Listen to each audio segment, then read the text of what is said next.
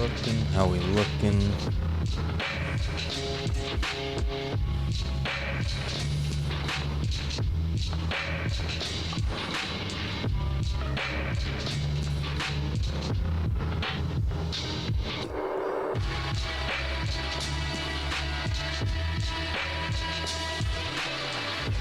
Up and running, up and running.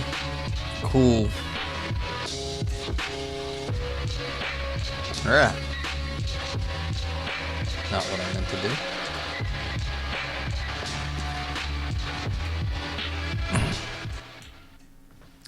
So you can hear what's going on in my head. On low, so I get the background noise drowned out. But anyway, welcome to Philosophy Roulette number 237. Is that right? Yeah, because the last one was Erotic Art as Proprioceptive Art by Yuri Benovsky. And here on Philosophy Roulette, I read and review live for the viewing audience, and later on YouTube, when I remember to upload them, philosophy papers. So we just get to see the latest and greatest in philosophical writing and research here on Philosophy Roulette. I always appreciate if you come by and join me. You can also, as always, suggest paper for me to read. I do take suggestions. I've had some recently good ones by community members. But, this morning, it's a Saturday morning. It's not even 10 a.m. But I usually go to a Qigong and Tai Chi in the morning, but it's cold and raining, and we're not inside. So I was like, I'm not going to go stand in the rain and get myself sick. That just seems like a terrible idea. But what is a great idea then is I could read some philosophy instead. So I've got a little coffee. I might as well show this thing. Yeah. Oh wait, there we go.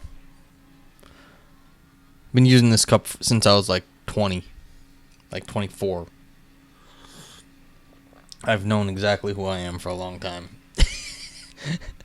So, anywho, let's see what's new. I mean, I got some saved ones. I know that I got this Daniel Howick paper.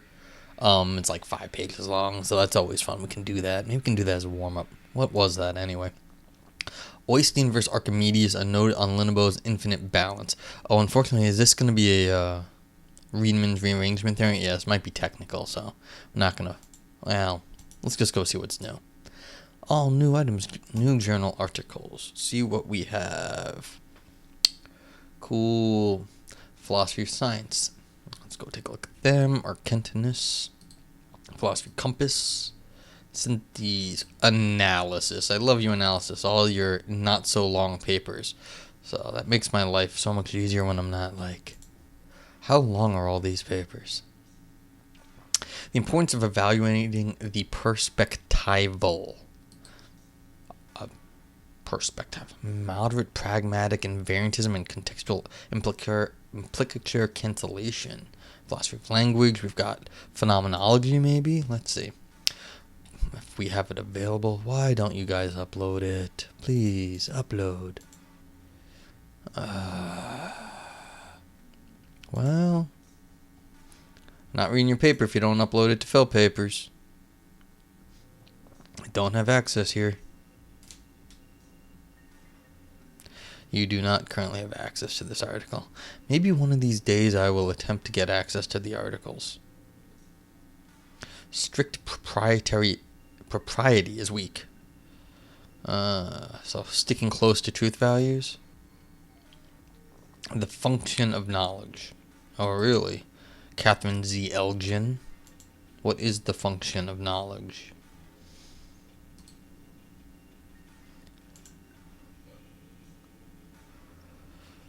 I think see this?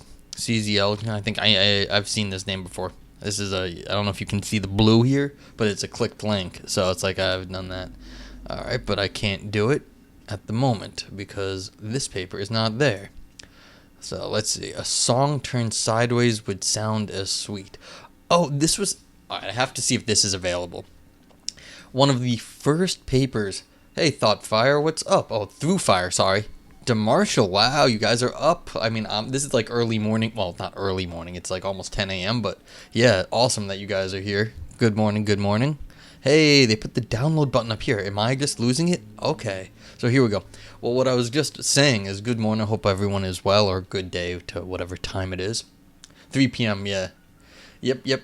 I do want to like hit more, like Europe, Middle East stuff. And like Eastern Asia, I guess, would be like the time zones that would work for here.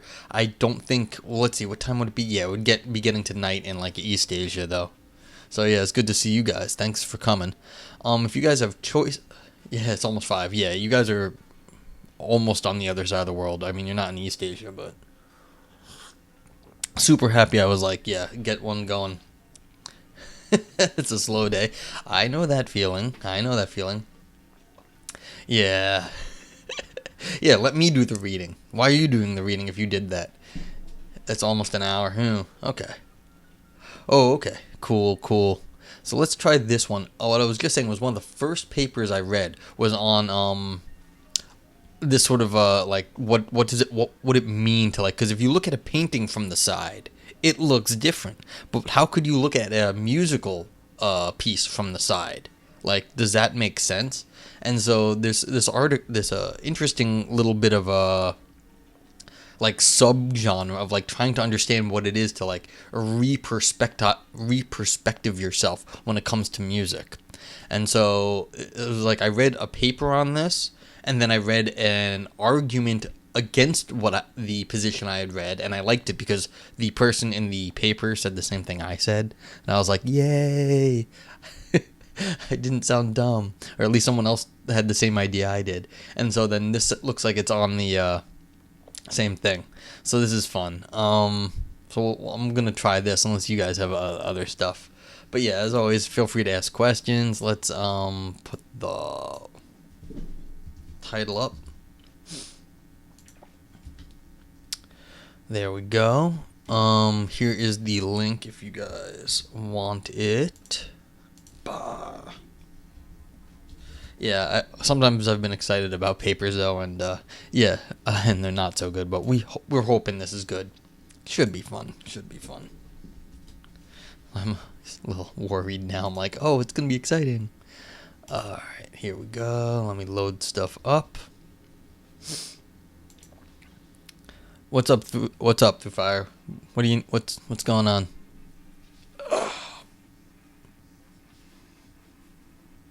Before I start, what?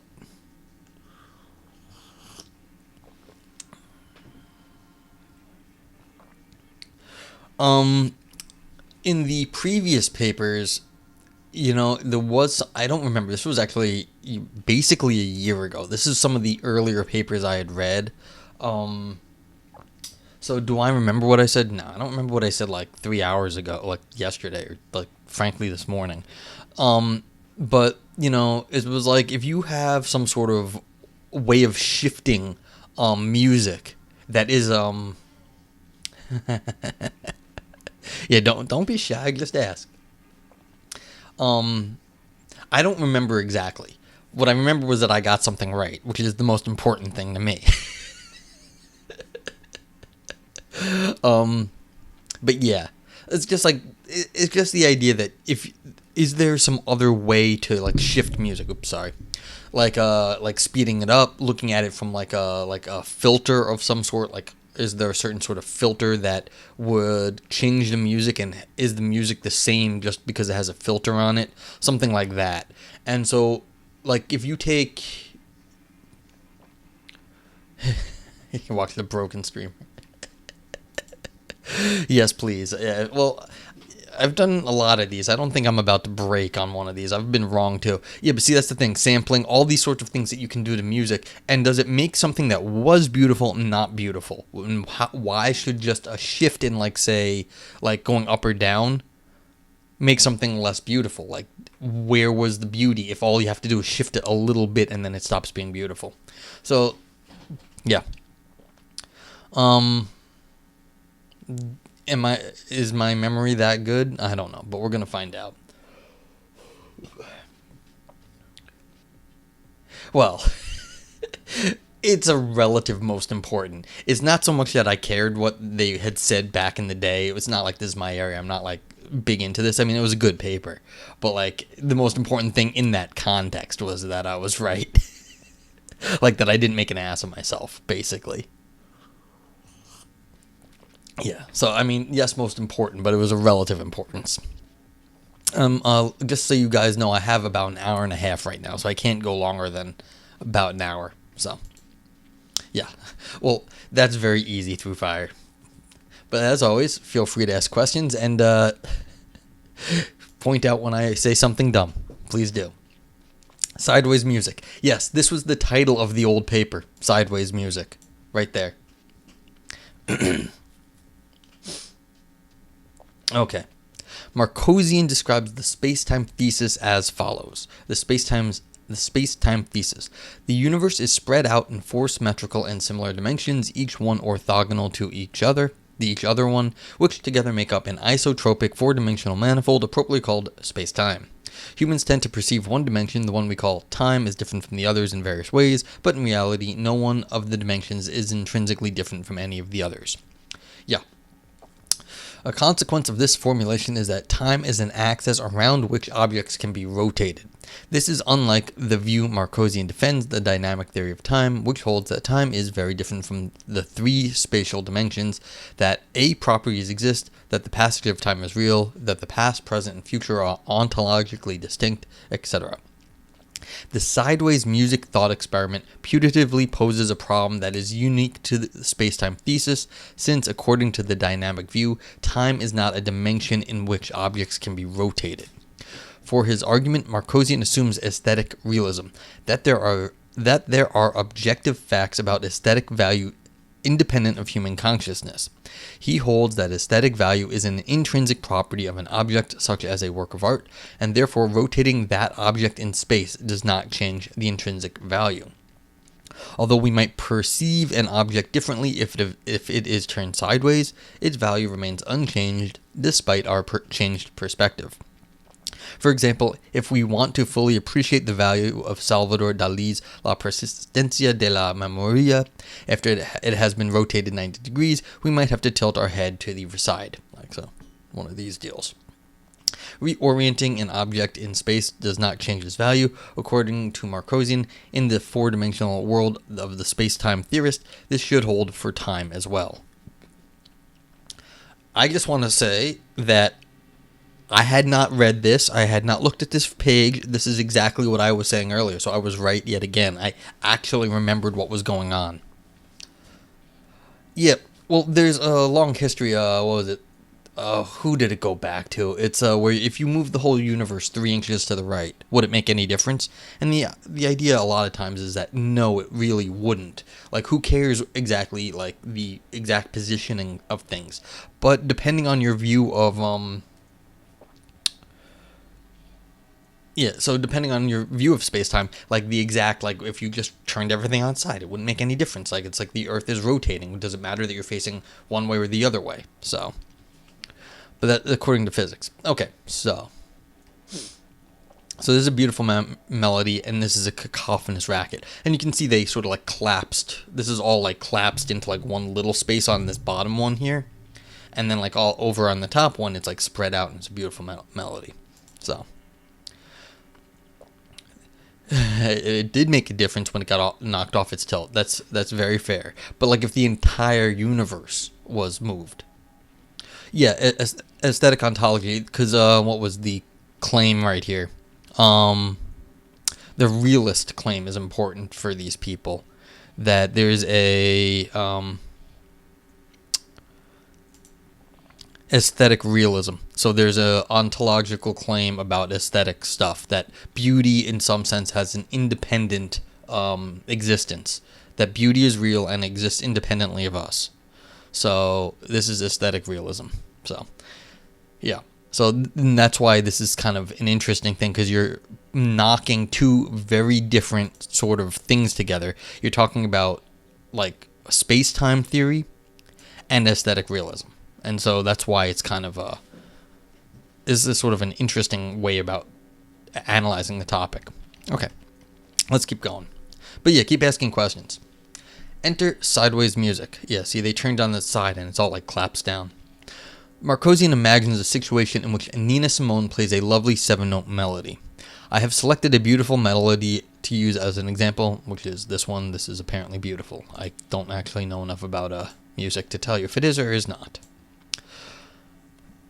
The melody consists of a sequence of hammer strikes inside the piano, which together have positive aesthetic value.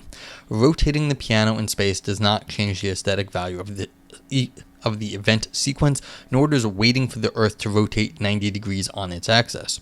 But the argument goes, try rotating that melody 90 degrees in time. Instead of the gorgeous melody shown in Figure 1, we are confronted with a cacophonous jumble of notes sounding all at once. According to aesthetic realism, the original and the sideways versions of the melody should have similar aesthetic value.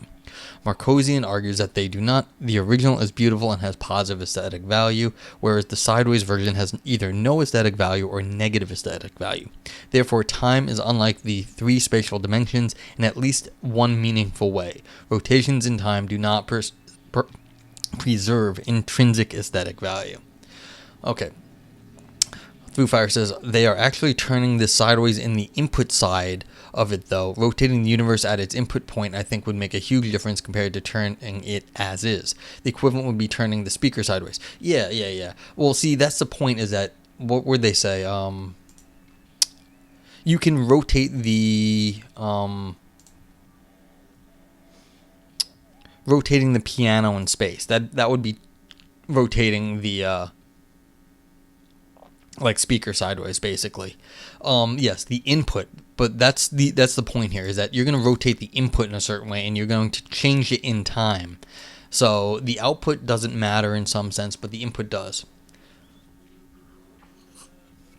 How would that affect the universe? Well, it's affecting the theories of space-time is what it is. So how do we understand space-time and time being different from the spatial dimensions? Because if you rotate the temporal dimension, like you've collapsed all the spaces, like you play this note, then this note, then this note in time, then you need some drugs. Have fun. Be safe. But yeah. So like the whole point is that the time dimension is getting collapsed here. So if you collapse the time dimension, and it's different from like, well, if you rotate the time dimension so it's acting differently than rotating, say, like the output dimension of the speakers, it doesn't matter. Yeah, it does. It shows that the time dimension is different. But that's the theory. I don't know where we're going in this. Okay. So here's the argument. I take Marcosian's argument to be the following. If the space-time thesis is true, then turning a piece of music sideways does not destroy its intrinsic value. Turning a piece of music sideways does destroy its intrinsic value. Therefore, the space-time thesis is false.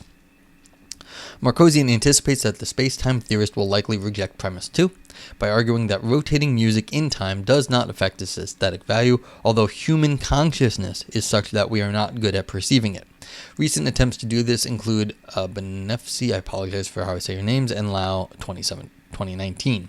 I agree with the conclusion of these arguments, but they both appeal to fantastical thought experiments that posit something extraordinary about the hearer, a perduring time traveler, and a higher dimensional being. Luckily for the space-time theorist, it is possible to refute premise 2 using a simple spatial analogy based on human listeners that holds for any theory of time.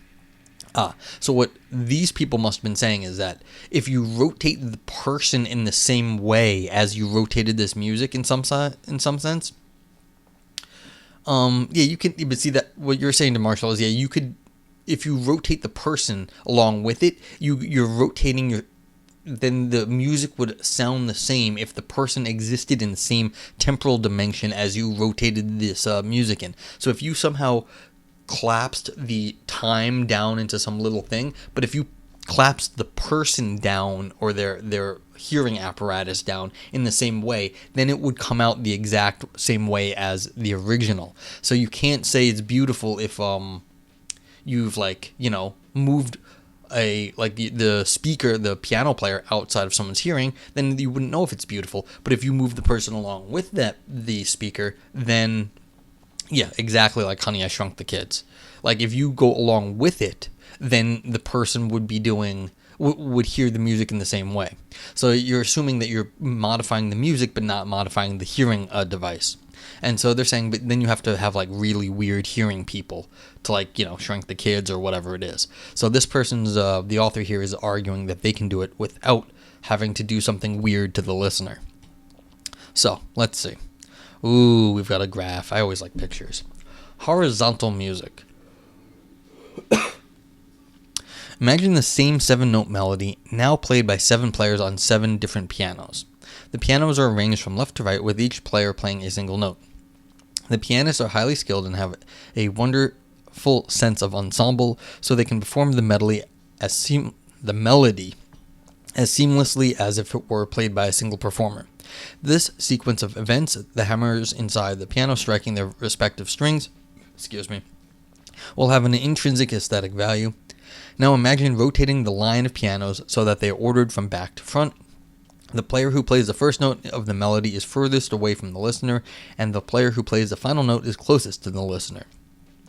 Because of the nature of sound, even when the notes are played perfectly in time, the sound from the most distant piano will take longer to reach the listener. The effect is that, simply rotating the melody in space rather than time, the listener will hear a distorted version of the melody. Given a few hundred meters of distance and the amplification necessary for the sound to carry, we can even construct the example so that each note of the melody arrives at the listener's location at the exact same time. In this situation, the listener will hear the exact same cacophonous cluster chord that we saw above in Figure 2. So we're getting ourselves into like relativistic physics now, baby. We've got like rotating simultaneous objects. So we've got you're spreading out your pianos and you're running into the distance of the piano in terms of like the speed of sound affecting when you hear the different notes. And even though they're like having synchronized clocks, they're playing the music in order. From your perspective as the listener, this far away note, distance from the listener, arrives at the same time as this close note, and so, or whatever it is, vice versa. And so you're getting all of these, you hear them all at once, even though this one was played a lot earlier in sort of physical time. Okay. So that's interesting. But wait, what are we waiting for? And then you could like have it rotating, so then you can have like a, you get like the Doppler effect and all sorts of cool things happening. If this is the mechanism, why isn't it produced sideways using this method at the beginning? Well, this is new. I don't know why they didn't do this. They didn't think of this first. That's all I know. This is just a new thought experiment. As far as I know, no one has considered this setup before. So, yeah, all the stuff before this was set up. Like, this is the first new thing that's going on in this paper. This is all just explaining the old theory right here. Like all of this is just the history of like the discussion. This is the first thing for the author's contribution. So, okay. My example shows how we can recreate the same appearance of negative aesthetic value without any appeals to manipulations in time. Human sound perception is such that we can only hear the sounds as they arrive at our ears. However, this should not affect the aesthetic value of the melody if we hold that aesthetic value is mind independent, as Marcosian does.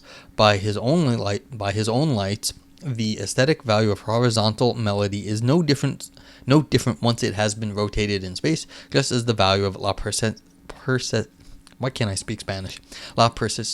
de la memoria is no different. What changes is the listener's ability to appreciate that value. We simply are not very good at hearing and appreciating horizontal music. We would expect the same of sideways music. If rotations in time are no different from rotations in space, we have no reason to think that the intrinsic value of sideways music is destroyed by the rotation, just as the value of horizontal music is not. Yeah, so they're saying, look, if you can do this, then the other one isn't really changing it either. So, well, all right, here's the next level. Here's the question I have. Say we're not using pianos anymore. Say each one of these things right here is a lightning strike. So we've got lightning strikes. lightning strike here, lightning strike here, and so on. And we've arranged the lightning strikes in a certain way to make a beautiful pattern. And it only shows up if you see all of them simultaneously. So it's only a beautiful pattern if you see all of them simultaneously. But anyone in a different reference frame will not see them in the same pattern. Where does the aesthetic value exist? Is it only in your head, or is it real? Because there is no fact of the matter when it comes to lightning strikes because of actual relativity. If you make this not sound based, if you make this light based, then there is no fact of the matter anymore because of the exact problem in special relativity. I'm not so sure anymore what's going on once you change it over to light instead of sound, because you can't coordinate clocks anymore. The clock coordination is the exact problem. It's like if you recreate a picture in lightning strikes. Yeah, it has to be like that's exactly it. It would, because the way we coordinate time has to be mind related. It just has to be viewer related in physics. Like that's the whole point of special relativity, is that there is no fact of the matter. It's based on your reference frame. So I mean, I really like this setup because you can actually do that in light without sound. Yeah, exactly, DeMarshall. Okay. Yeah, let me. All right, we can come back to my silliness later, but let's just get going on this. My example shows how we can recreate the same appearance of negative aesthetic value without any pierced manipulations in time. Human sound perception, yes, this is why it's human centric. We've got human sound perception is such that we can only hear the sounds as they arrive at our ears. However, this should not affect the aesthetic value of the melody if we hold that aesthetic value is mind independent, as Marcosian does. By his own lights, the aesthetic value of our horizontal melody is no difference when it has... Oh, did I read this already? Yeah. No difference when it's been rotated in space, just as the value of la and I still can't say persistencia de la memoria correctly, is no different, which changes the listener's ability to appreciate that value. We simply are not very good at hearing and appreciating horizontal music. We would expect the same of sideways music. If rotations in time are different from rotations in space, we have no reason to think that the intrinsic value of sideways music is destroyed by the rotation, just as the value of horizontal music is not. At least some works of art need to be experienced from the correct angle to be properly appreciated.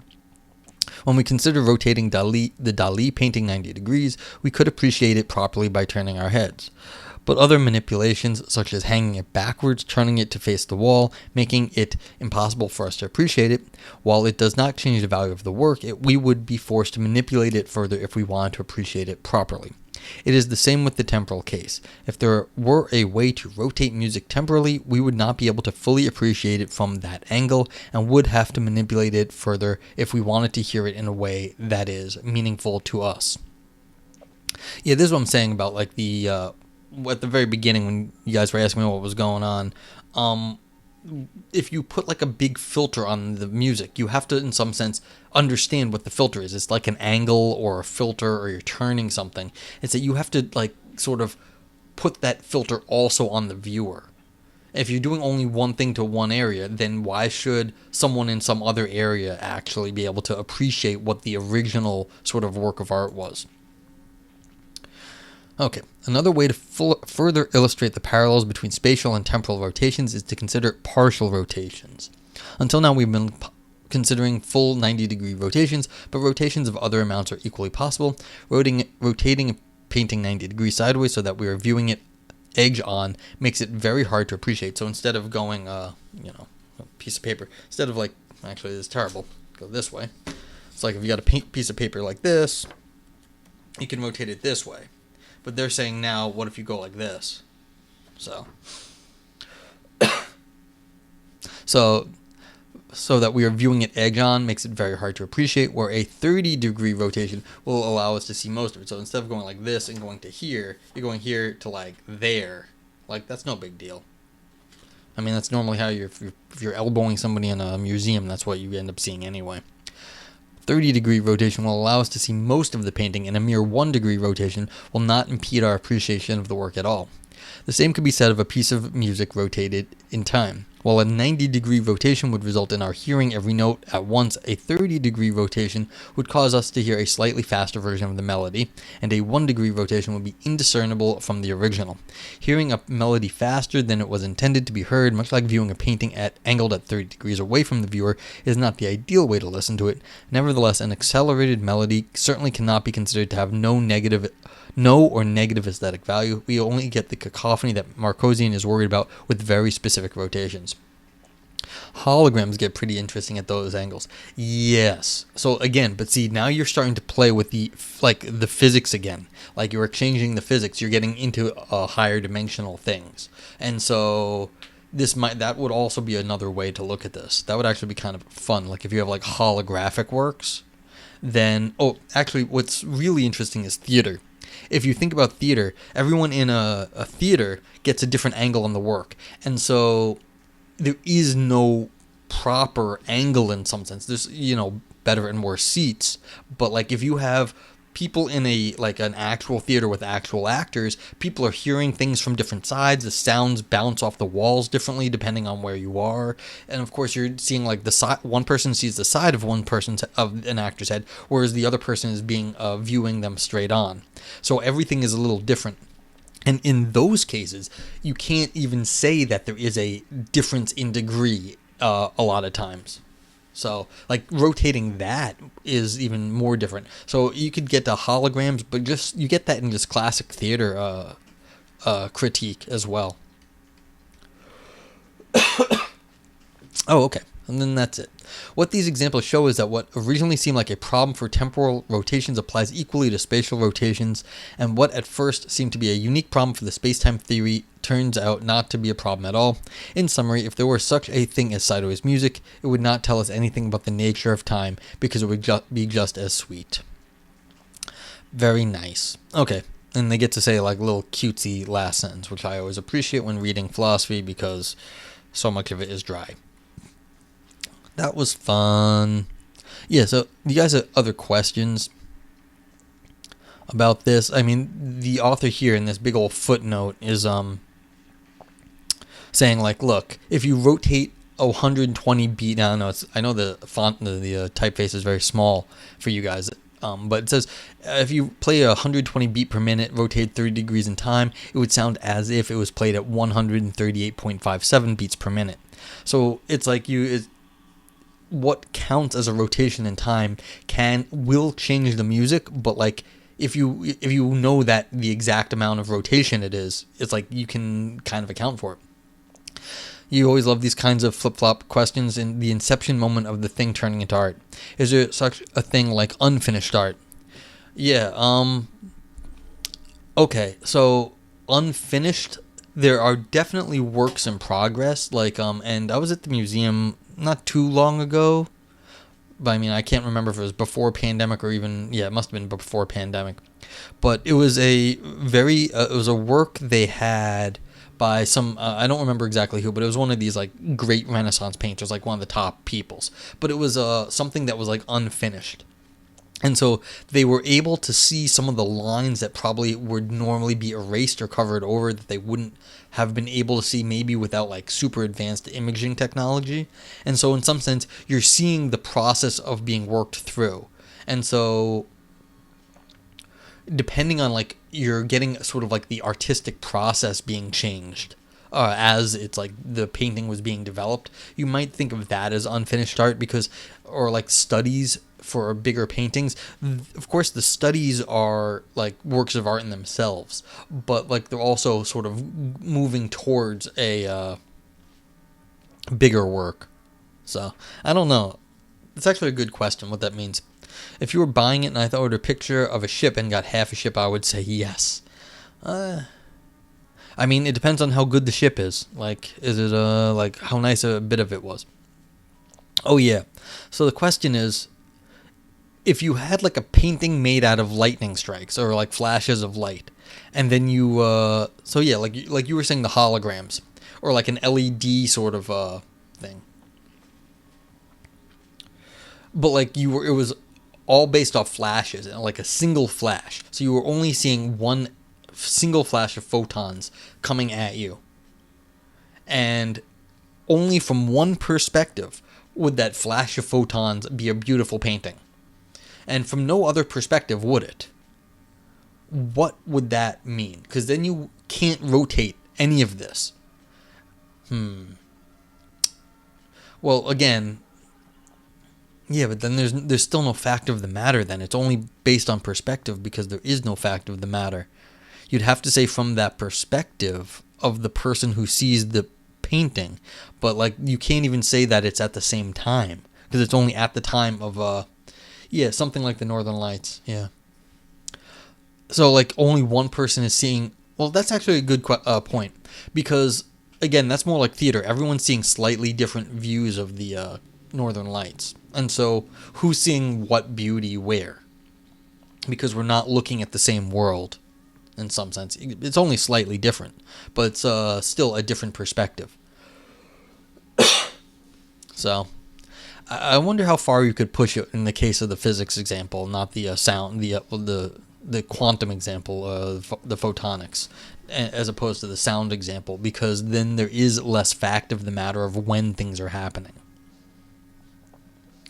Yeah, the Northern Lights are beautiful no matter how or where you see them, but is the experience is the same? Is the beauty the same? And I mean, I'd say it's more like the theater. It's like, yeah, if there was beauty from like one angle in the theater, there's beauty from another angle in the theater. So it's like just because you're like on the right side of the theater doesn't mean you're getting basically the same sort of like good experience as someone on the left side of the theater, assuming your views are not obstructed. So the Northern Lights, you can look at them and you'd be like, ooh, that's beautiful. And I'd like to see, fixed and dynamic. That's a good way to put it.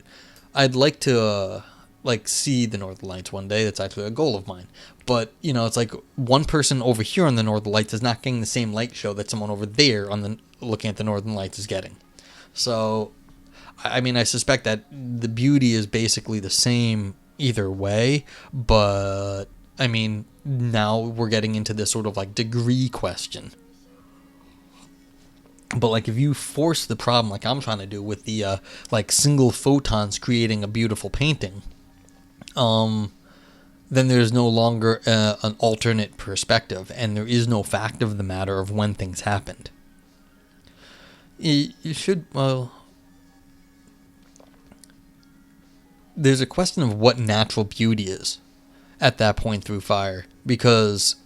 if you've got natural beauty, sometimes it might not make any difference from what side you're looking at it. I don't know. Like, there might be different kinds of beauty at work here. Because, like, paintings are, in some sense, perspectival based. You can, like, turn the painting around. You can't see the painting. You would have to turn yourself around to get on the other side. But maybe the Northern Lights are beautiful from any angle. And that would be a special thing about that sort of natural beauty, that any angle works for that kind of thing. And so that would be a different way of arguing against the sort of beauty only from one side. But sound, I don't know. I don't know who... Yeah, I don't know about sound. Who is this Marcosian guy? You know what's fun? I don't know. Everyone seems to hate what he said, DeMarshall. Although... this is the second paper I've read in a good journal that is arguing against him, so they're having a good time talking about it. Even though everyone seems to disagree with him, he seems to be, it seems to be a popular topic.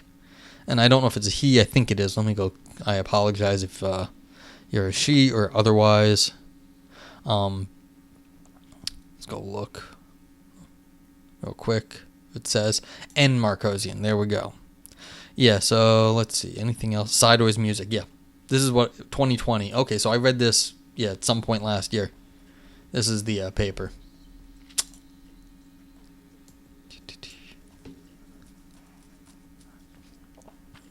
What about his view realism? You hate the word? Well, people want to say that people want to have something grounded. Like, this is what's real. It's real. So they want to say beauty is real. It's not just in our heads. They want to say, physics is real. It's not just how we describe things. So, I mean, I appreciate that people want to have, like, you know, some, like, hard knowledge of how things are in the world. They don't want to be just saying, like, it's all in our heads. It gets kind of hard. You're waiting for weeks to ask me something? Well, go ahead. I mean, this paper is basically done. If you guys have anything else to ask, but, like, yeah, this is it for now. Maybe I'll do another short paper if I can. Because, like I said, I don't have, I have to get out of here in, like, 45 minutes. Okay, so yeah,